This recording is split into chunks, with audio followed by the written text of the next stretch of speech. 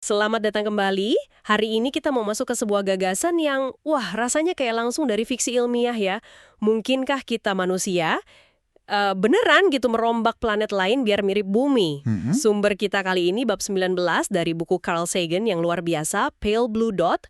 Judulnya juga terus terang banget, Remaking the Planets. Kita bakal coba kupas nih soal rekayasa skala planet ini. Betul. Kita lihat sains bilang apa, terus ya nyinggung juga soal tanggung jawab kita. Siap ya buat petualangan pikiran ini? Yuk, kita mulai. Ini topik yang gimana ya, memang bikin imajinasi melayang tinggi soal masa depan kita di kosmos, tapi di saat yang sama, kita jadi nanya juga soal batas kemampuan kita. Dan yang lebih penting lagi, kearifan kita. Kearifan ya. Iya, bab ini benar-benar bawa kita lebih jauh dari sekedar, katakanlah, mampir ke dunia lain. Ini soal membentuk ulang dunia itu sendiri. Kita akan lihat apa yang mungkin, ya secara teknis berdasarkan pemahaman kita sekarang, terus kita gali juga pertanyaan penting lainnya. Apa kita harus melakukannya meskipun kita bisa? Nah, intinya kan terraforming ya. Istilah ini maksudnya proses mengubah planet atau bulan gitu. Biar atmosfer, suhu, ekologinya mirip bumi. Jadi manusia bisa hidup di sana tanpa alat bantu canggih. Gitu kan? Betul, betul. Kedengarannya kayak proyek rekayasa lingkungan skala kosmik yang gila-gilaan ya. Tepat sekali. Ini bukan cuma, katakanlah, bangun kubah atau gali bunker bawah tanah kayak di film-film. Bukan. Ini mengubah dasar sebuah dunia. Dasarnya ya. Iya, komposisi atmosfernya, iklim globalnya, bahkan mungkin permukaannya juga diubah total. Skalanya itu, wah, masif banget.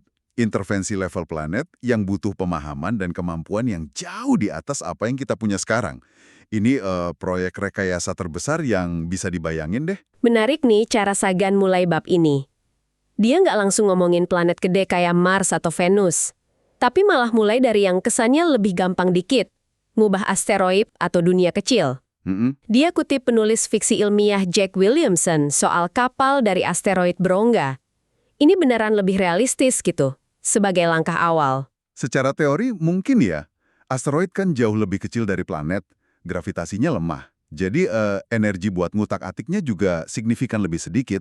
Konsepnya ya kayak gitu, digali dalamnya, dibikin ruang hidup. Dibikin rumah gitu ya. Iya, mungkin pakai pemeda fusi. Bahkan ada ide buat mindahin asteroidnya ke orbit yang lebih enak, lebih dekat matahari mungkin. Sagan mikir ini mungkin bisalah 1 atau 2 abad lagi. Tapi ya lebih gampang bukan berarti gampang atau tanpa resiko sama sekali loh ya. Oh jelas, mindahin asteroid segede kota kecil aja, kalau salah hitung sedikit, waduh, bisa bencana kan? Oke deh, kalau gitu kita pindah ke target yang lebih gede, planet. Venus nih, sering dibilang kembaran bumi kan, ukuran sama masanya mirip. Iya, mirip. Tapi kondisinya itu loh, wih, denger deskripsinya aja udah bikin merinding, panas banget. Nah, justru karena ukurannya mirip, itu jadi studi kasus yang menarik tapi sekaligus tragis. Venus itu contoh nyata efek rumah kaca yang lepas kendali, bener-bener kebablasan. Kebablasan gimana tuh? CO2. Akibatnya, suhu permukaannya lebih dari 450 derajat Celcius. Cukup buat ngelelehin timah. Wow, 450 derajat. Sagan kasih analogi yang kuat. Bayangin aja, tekanan di tiap senti persegi permukaannya itu kayak ditumpuk 6 pemain football Amerika sekaligus. Berat banget. Susah ngebayangin kehidupan kayak kita bisa tahan di sana. Dengar kondisi Venus kayak gitu, suhu lelehin timah, tekanan luar biasa, kayaknya susah ya ngebayangin gimana kita bisa mulai terraforming di sana. Ada cara gitu buat ngademin Venus, ngurangin efek rumah kaca gilanya itu. Nah, ini dia inti masalahnya. Sagan sama rekannya, James Pollack, itu udah analisis mendalam soal kemungkinan ini. Dan kesimpulan mereka, agak suram sih. Susah banget. Susahnya minta ampun. Sesulit apa? Buat ngilangin atau ngubah secara kimia atmosfer CO2 setebal itu, butuh yang namanya upaya brute force kekuatan kasar gitu. Skalanya luar biasa gede, butuh energi yang astronomis, dan teknologinya juga, ya ampun, belum ada sama sekali. Belum ada ya. Semua proposal terraforming Venus yang ada waktu itu dianggap, kurang elegan lah, boros sumber daya banget, dan biayanya itu di luar nalar. Jadi tantangannya di Venus bukan cuma soal benerin iklim aja ya, tapi lebih ke ngubah total komposisi atmosfernya dalam skala yang jauh lebih besar dari bayangan buat Mars misalnya. Betul. Kesimpulannya, untuk waktu yang lama banget ke depan, Venus kayaknya bakal tetap jadi dunia neraka gitu ya. Kemungkinan besar begitu. Setidaknya ya berdasarkan pemahaman dan teknologi kita sekarang dan dalam waktu dekat ini. Jadi fokus buat terraforming dalam jangka waktu yang katakanlah lebih masuk akal. Walaupun masuk akal di sini bisa jadi ratusan tahun ya, mending dialihin ke kandidat lain yang kelihatannya lebih oke. Oke, dari Venus yang panas membara, kita geser ke kandidat lain yang sering banget disebut, Mars. Ini kayak kebalikannya Venus ya, dingin beku, atmosfer tipis banget. Hah, Tapi yang bikin menarik kan ada bukti-bukti kalau Mars zaman dulu tuh nggak kayak gitu ya. Ada indikasi kuat dia pernah lebih hangat, lebih basah. tepat sekali. Ini yang bikin Mars jadi target yang menggoda banget buat dipelajari. Dan ya mungkin suatu hari nanti diubah. Data dari misi-misi kayak Mariner 9, Viking, sampai yang baru-baru ini nunjukin fitur geologis yang jelas banget. Lembah sungai kering, dasar danau purba, bahkan mungkin ada garis pantai lautan luas sekitar 4 miliar tahun lalu. 4 miliar tahun lalu, padahal waktu itu matahari katanya lebih redup ya. Nah, itu dia yang bikin bingung sekaligus menarik. Ini nunjukin ada semacam ketidakstabilan iklim alami di Mars. Kayak ada saklar iklim gitu. Dulu posisinya hangat dan basah, terus pindah ke dingin dan kering kayak sekarang. Saklar iklim oke. Kalau kita bisa paham mekanisme saklar ini, mungkin kita bisa nemu cara buat nekan tombolnya lagi, biar balik ke kondisi yang lebih ramah. Gimana caranya nekan saklar itu? Apa intinya nanggulin efek rumah kaca buat manasin planetnya? Itu ide utamanya, ya. Bikin efek rumah kaca buatan, biar suhu global Mars naik. Sagan bahas beberapa cara utama yang dipertimbangkan, tapi dia juga terus terang banget nunjukin kalau tiap cara itu punya tantangan dan masalah seriusnya sendiri. Nggak ada solusi gampang di sini. Oke, coba kita lihat caranya satu-satu. Yang pertama, gimana kalau pakai sumber daya Mars sendiri, melepas CO2 yang mungkin kejebak di sana? Idenya itu nyari simpanan CO2, mungkin di batuan karbonat di bawah tanah, atau bentuk es kering di kutubnya. Terus, ya dipanasin atau diproses buat ngelepasin CO2 ke atmosfer. Masalahnya ada dua. Pertama, perkiraan jumlah CO2 yang bisa diakses kayaknya nggak cukup buat bikin pemanasan global yang berarti. Oh, jadi nggak cukup ya? Kayaknya nggak cukup. Kedua, dan ini lebih problematik, buat ngambil CO2 itu, mungkin kita perlu nambang atau proses seluruh permukaan Mars sampai kedalaman beberapa kilometer. Wah, itu kan berarti kita bakal ngerusak semua catatan geologis dan mungkin biologis unik yang ada di permukaan Mars. Ini dilema etika dan ilmiah gede banget dong. Nah, betul sekali. Kita bisa kehilangan kesempatan buat paham sejarah asli Mars atau nyari bukti kehidupan masa lalu cuma demi ngubahnya. Dilema beneran ini. Tepat. Ini nunjukin salah satu konflik utama dalam ide terraforming. Potensi hancurnya nilai ilmiah yang tak ternilai.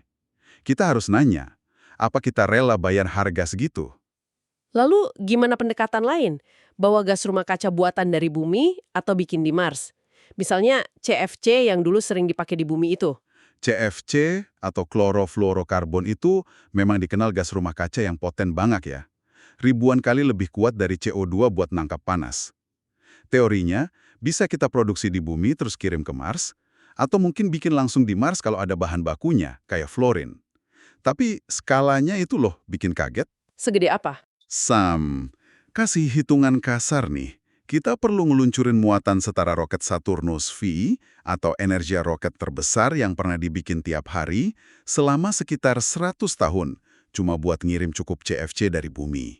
Tiap hari, selama 100 tahun. Wah, gila itu jumlahnya. Dan bukannya ada masalah fatal lainnya sama CFC soal ozon? Nah, Anda benar banget. Ini masalah serius banget. Di bumi, kan kita tahu CFC itu bikin lapisan ozon tipis. Lapisan ozon kan penting banget buat ngelindungin kita dari radiasi ultraviolet UV matahari yang bahaya. Iya. Di Mars, CFC bakal ngelakuin hal yang sama, mencegah terbentuknya lapisan ozon alami. Jadi mungkin kita berhasil bikin suhu Mars jadi nyaman, tapi permukaannya bakal terus-terusan dihajar radiasi UV tingkat tinggi yang mematikan buat kebanyakan makhluk hidup, termasuk kita, manusia. Jadi suhunya enak, tapi radiasinya mematikan. Solusinya malah bikin masalah baru yang sama bahayanya ya. Makin rumit ini. Terus ada opsi lain yang disebut Sagan, pakai amonia, NH3. Amonia juga gas rumah kaca yang lumayan efektif. Jumlahnya nggak perlu sebanyak CFC buat bikin efek pemanasan yang signifikan. Ada beberapa ide cara pasoknya. Mungkin pakai mikroorganisme rekayasa genetika yang disebar di Mars buat produksi amonia dari nitrogen atmosfer. Meskipun nitrogen di Mars tipis banget ya.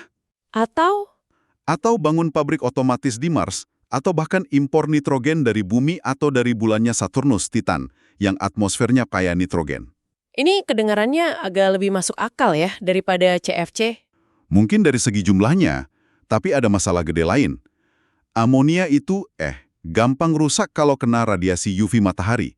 Sinar UV bakal ngurai amonia jadi gas nitrogen, N2, sama hidrogen, H2 dalam waktu yang lumayan singkat. Mungkin cuma sekitar 30 tahunan. Cuma 30 tahun. Iya. Artinya, buat jaga efek rumah kacanya, kita perlu pasokan amonia terus-menerus, tanpa henti. Ini bukan proyek sekali jadi, tapi proyek pemeliharaan abadi yang harus jalan terus selama Mars pengen tetap hangat. Jadi setelah lihat opsi-opsi ini, kayaknya belum ada satu solusi tunggal yang gampang atau sempurna ya buat manasin Mars. Semuanya punya tantangan teknis, logistik, atau konsekuensi lingkungan yang gede banget. Bener banget. Kesimpulan dari analisis Sagan dan Pollack, itu ya mungkin nggak ada satu peluru perak gitu. Mungkin langkah awal yang paling realistis itu pakai kombinasi beberapa metode ini secara hati-hati. Kombinasi ya. Ya, misalnya sedikit CFC, sambil berharap kita bisa ngatasin masalah UV nanti, ditambah pelepasan CO2 lokal kalau mungkin, dan mungkin sedikit amonia. Tujuannya cuma buat pelan-pelan naikin suhu rata-rata global Mars sampai deket titik beku air, 0 derajat Celcius.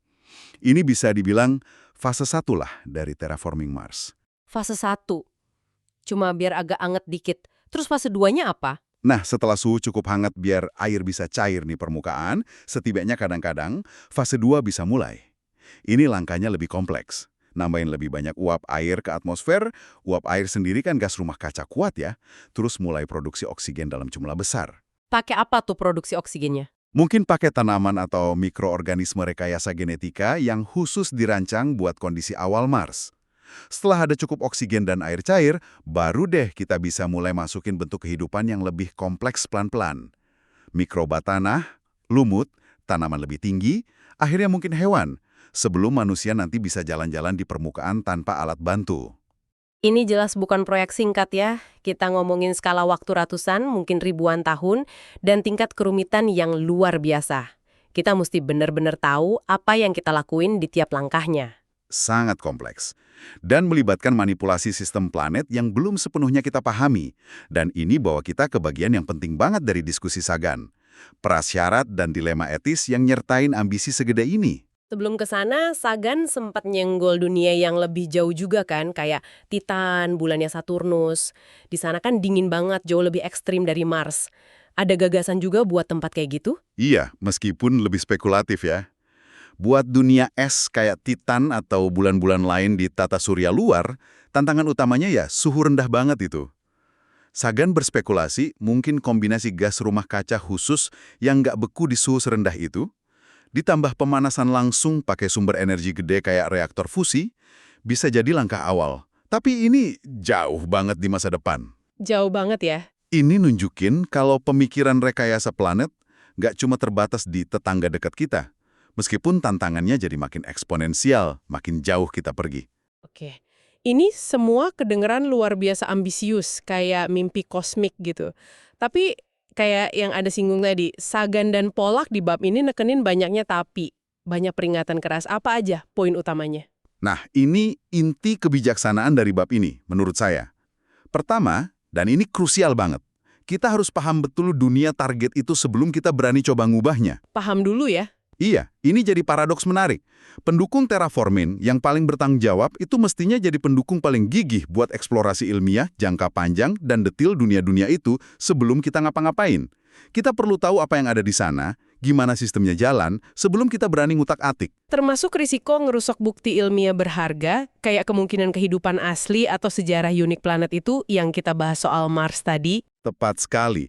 Gimana kita bisa yakin proses terraforming, entah nambang permukaan, ngubah atmosfer, atau masukin organisme bumi, nggak bakal ngapus jejak-jejak kunci soal sejarah geologi planet, evolusi iklimnya, atau yang paling penting, potensi adanya kehidupan masa lalu atau bahkan kehidupan mikroba masa kini yang mungkin ngumpet di bawah tanah. Wah, itu bakal jadi tragedi ilmiah dan etis yang nggak kebayang ya kalau sampai terjadi. Banget. Terus ada pertanyaan soal keandalan dan kontrol. Apa kita beneran yakin bisa ngendalin rekayasa skala planet segede ini buat dapat hasil persis kayak yang kita mau tanpa memicu efek samping bencana yang nggak terduga? Pengalaman kita sendiri sama perubahan iklim di bumi aja yang kebanyakan nggak sengaja udah nunjukin betapa susahnya prediksi dan kontrol sistem iklim global. Apalagi ini sengaja ya, manipulasi planet lain. Jauh lebih gede tantangannya. Jauh lebih besar. Dan bahkan kalau kita berhasil secara teknis nih, apa institusi manusia yang kita tahu sering ganti fokus, umurnya pendek, penuh konflik, bisa jamin komitmen jangka panjang yang dibutuhin? Ini kan proyek yang mungkin butuh perawatan dan penyesuaian selama ratusan atau ribuan tahun, biar dunianya tetap stabil. Siapa yang bakal jamin itu? Pertanyaan bagus soal kapasitas institusi dan sosial kita ya. Dan semua ini ujung-ujungnya ke pertanyaan etis paling dasar. Apa hak kita? Kalau memang ada kehidupan asli di dunia lain, sekecil apapun itu, bahkan cuma mikroba, apa kita punya hak moral buat mubah atau bahkan ngerusak rumah mereka demi ekspansi kita? Nah, Apa tanggung jawab kita buat ngelestariin alam liar kosmik, keunikan tiap dunia buat generasi nanti? Atau buat nilai intrinsik dunia itu sendiri? betul. Ini membawa kita pada pertanyaan pamungkas yang diajukan Sagan di akhir bab. Pertanyaan yang nusuk banget dan maksa kita ngaca. Bisakah kita yang sudah membuat kekacauan di dunia ini dipercaya untuk mengurus dunia lain? Dalam banget itu pertanyaannya. Itu intinya. Dilema terraforming bukan cuma soal kita bisa atau enggak secara teknis. Tapi apa kita udah cukup bijaksana, cukup bertanggung jawab, punya cukup kerendahan hati kosmik buat ngelakuinnya? Sebelum kita mimpi bangun Taman Eden baru di Mars atau dimanapun, mungkin pelajaran pertama dan terpenting ya belajar ngerawat dan benerin taman kita sendiri di bumi ini. Planet biru pucat yang makin rapuh ini. Andaikan nih suatu saat nanti di masa depan yang jauh, kita berhasil ngatasin semua tantangan teknis dan etis ini. Terus manusia mulai hidup di dunia lain yang udah diubah. Pengalaman itu bakal ngubah kita nggak sih sebagai spesies? Pasti bakal ngubah kita secara fundamental.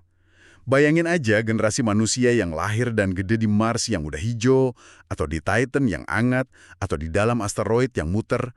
Loyalitas utama mereka ya pasti ke dunia kelahiran mereka. Bukan ke bumi lagi ya. Bukan lagi. Kebutuhan hidup mereka beda. Teknologi mereka disesuaikan sama lingkungan baru. Struktur sosial mereka mungkin bakal unik. Bahkan mungkin biologinya pelan-pelan adaptasi. Kita bakal jadi spesies multidunia. Sagan ngutip pemikir Tom Paine kan, yang bilang kalau hidup di alam liar, konteksnya planet baru yang keras ini, bisa bikin manusia jadi seharusnya. Maksudnya gimana tuh kira-kira? Mungkin maksudnya perjuangan dan pengalaman hidup di lingkungan yang lebih menantang, di mana tiap sumber daya itu berharga, dan hidup itu sendiri kerasa lebih rapuh, bakal numbuhin apresiasi yang lebih dalam soal nilai kehidupan. Di Mars yang udah diterraform pun, sehelai rumput hijau atau segelas air bersih mungkin bakal dilihat kayak keajaiban. Sesuatu yang sering kita anggap biasa aja di bumi yang kaya ini. Oh, jadi lebih menghargai ya? Mungkin gitu. Mereka mungkin lebih menghargai keseimbangan ekosistem karena mereka yang bangun dari nol. Jadi ada semacam harapan optimis gitu ya kalau koloni manusia di dunia lain ini bisa belajar dari kesalahan kita di bumi. Mungkin mereka bisa bangun masyarakat yang lebih bijaksana, lebih berkelanjutan. Itu harapan yang ada dalam visi jangka panjang Sagan saya rasa. Pengalaman perbatasan kosmik ini bisa jadi katalis buat evolusi budaya dan sosial kita. Ini bagian dari pandangan evolusi kita sebagai spesies yang secara alami gerak luar, menjelajah, dan akhirnya mungkin mendiami ruang angkasa. Langkah selanjutnya dalam perjalanan panjang kita. Jadi jelas banget ya dari pembahasan bab 19 Pale Blue Dot ini, gagasan ngubah planet lain itu kayak pedang bermata dua. Di satu sisi ada visi gede soal kelangsungan hidup jangka panjang spesies kita, petualangan ilmiah dan rekayasa terbesar dalam sejarah, dan mungkin pencerahan baru soal betapa berharganya hidup. Tapi di sisi lain, kita hadapin tantangan teknis yang monumental, yang mungkin masih jauh banget dari jangkauan kita. Dan yang lebih penting lagi, kita dihadapkan sama pertanyaan-pertanyaan etis yang dalam banget soal hak, tanggung jawab, dan kearifan kita. Kita lagi ngembangin kekuatan buat rekayasa dunia, kekuatan yang hampir kayak dewa. Tapi, pertanyaan kuncinya tetap ngebantung. Apa kita udah cukup dewasa buat gunainnya dengan benar? Sebuah perenungan yang kuat banget ya yang ditinggalin Carl Sagan buat kita. Dan mungkin sebuah pertanyaan buat Anda bawa pulang dan renungkan. Kalau suatu saat nanti kita beneran bisa ngubah dunia lain sesuai keinginan kita, apa itu otomatis berarti kita harus melakukannya? Di mana letak tanggung jawab kita yang sebenarnya terhadap kosmos yang luas ini, di luar kepentingan spesies kita sendiri? Sesuatu buat dipikirin sampai kita ketemu lagi di penjelajahan berikutnya.